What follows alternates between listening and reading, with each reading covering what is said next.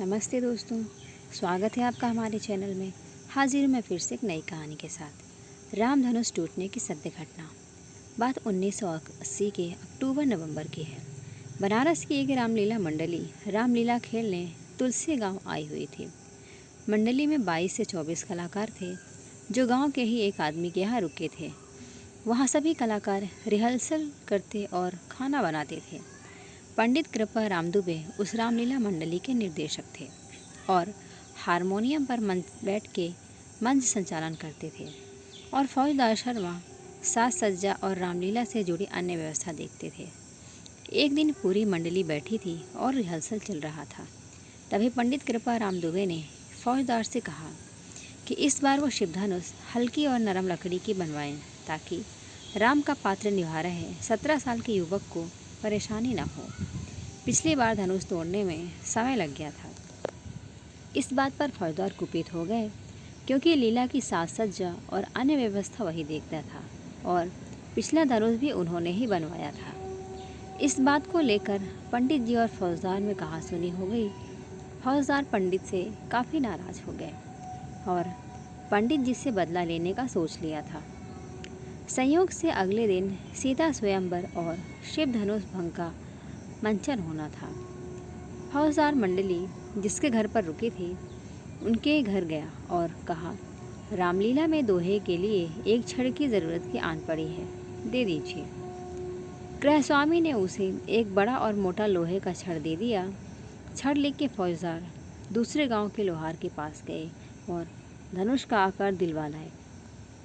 रास्ते में उन्होंने धनुष पर कपड़ा लपेटकर रंगीन कागज़ से बना के गांव के एक आदमी के घर रख दिया।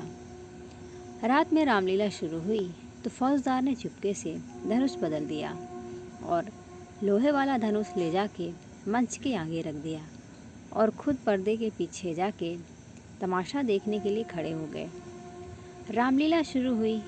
पंडित जी हारमोनियम पर राम चरणों में भाव विभोर होकर रामचरितमानस के दोहे का पाठ कर रहे थे। हजारों की संख्या में दर्शक शिव धनुष भंग देखने के लिए मूर्तिबद्ध बैठे थे। रामलीला धीरे धीरे आगे बढ़ रही थी। सारे राजाओं के बाद राम जी गुरु से आज्ञा ले धनुष भंग को आगे बढ़े। पास जाके उन्होंने जब धनुष को हाथ लगाया तो धनुष उनसे उठा ही नहीं, कलाकार को सत्यता का आभास हो गया। उस 17 वर्षीय बालक ने पंडित कृपा राम दुबे की तरफ कतर दृष्टि से देखा तो पंडित जी समझ गए कि दाल में कुछ काला है।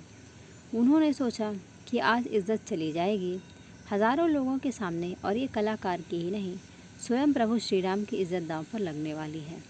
पंडित जी ने कलाकार को आंखों से रुकने और धनुष की प्रदक्षिणा करने का संकेत दिया और स्वयं को मर्यादा पुरुषोत्तम के चरणों में समर्पित करते हुए आंखें बंद करके उंगलियां हारमोनियम पर रख दी और राम जी की स्तुति करने लगे। जिन लोगों ने ये लीला अपनी आंखों से देखी थी, बाद में उन्होंने बताया कि इस इशारे के बाद पंडित जी आंख बंद करके हारमोनियम पर हाथ रखा। हारमोनियम से उसी पल दिव्य सुर निकलने लगे। वैसा वादन करते हुए किसी ने पंडित जी को कभी नहीं देखा था। सारे दर्शक मूर्तिवत हो गए। नगाड़े से निकलने वाली परंपरागत आवाज़ भीषण दुदुम्बी में बदल गई। पेट्रोमैक्स की धीमी रोशनी बढ़ने लगी। आसमान में बिन बादल बिजली कौंधने लगी। पूरा पंडाल अद्भुत आकाशीय प्रकाश से रह रहकर प्रकाशमान हो रहा था। दर्शकों के कुछ समझ में नहीं आ रहा था कि क्या हो रहा है और क्यों हो रहा है।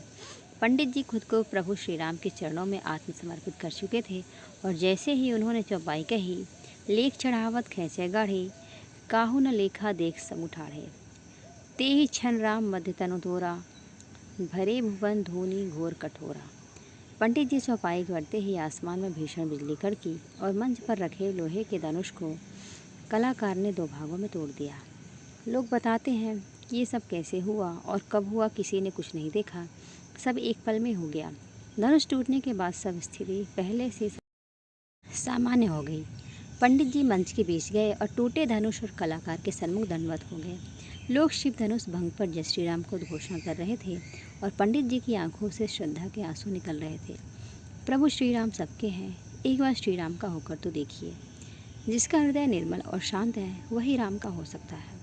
दोस्तों, ये कहानी आपको कैसी लगी ज़रूर बताइएगा। लाइक करिएगा। चैनल पर नए हैं तो चैनल को सब्सक्राइब करिएगा। धन्यवाद।